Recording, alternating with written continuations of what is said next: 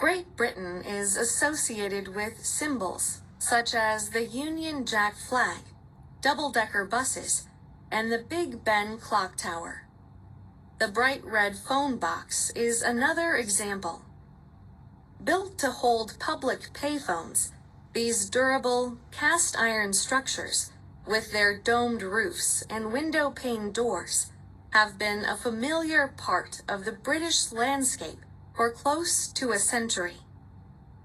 Many of the boxes appeared in 1936 in honor of the 25th anniversary of the reign of King George V. The design of the phone boxes became standard, and many more boxes were installed in subsequent decades.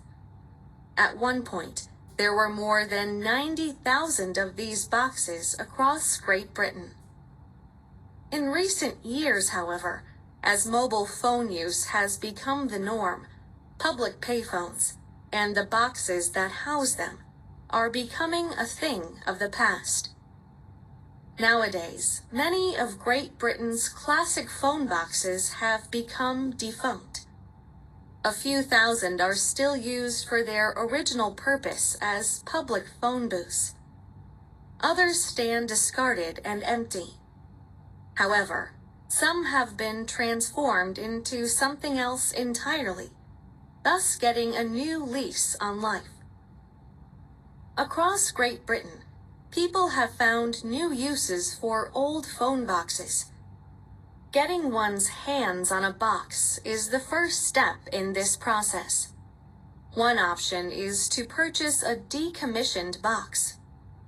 There are companies that rescue discarded boxes, restore them, and sell them to buyers who want a piece of British history. Another option is to take over an unused box and the site where it was originally installed, and create a new business in the same spot. To encourage this practice, one British telecommunications company has a program that allows individuals and organizations to rent out-of-service phone boxes for a very small fee. The sky's the limit for what these boxes can become. Some common uses involve food. Tiny coffee shops and cafes have sprung up in former boxes across Great Britain. There is even a salad shop run out of one box. And in a remote, rural area of Scotland, residents of a tiny community can stop by their local box for baked goods.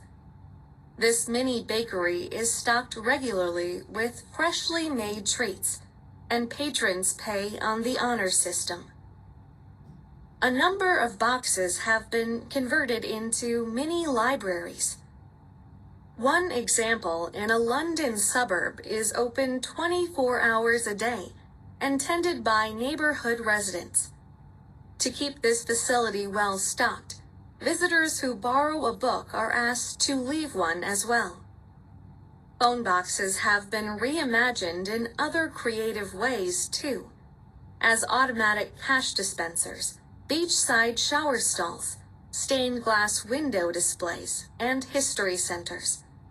There's even a box that has been repurposed as an aquarium. Perhaps the most innovative and admirable use of old boxes is one that could save lives. At some sites, out-of-use boxes have been converted into defibrillator stations. Defibrillators are devices that deliver a shock to a person's circulatory system. For someone who has suffered a heart attack, ready access to a defibrillator can be critical.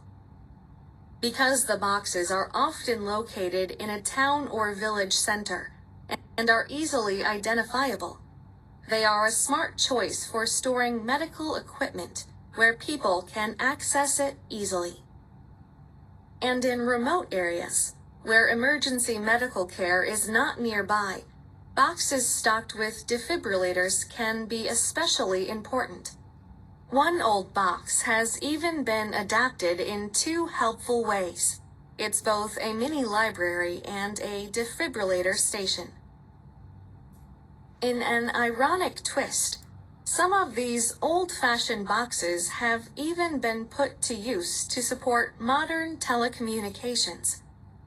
These are the very systems and devices that caused public payphones to become obsolete in the first place.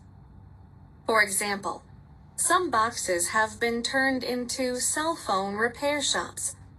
One box has been equipped as a tiny workstation holding printers, screens, and charging stations for mobile devices. As surprising new uses for these old boxes continue emerging, it's clear that one thing hasn't changed.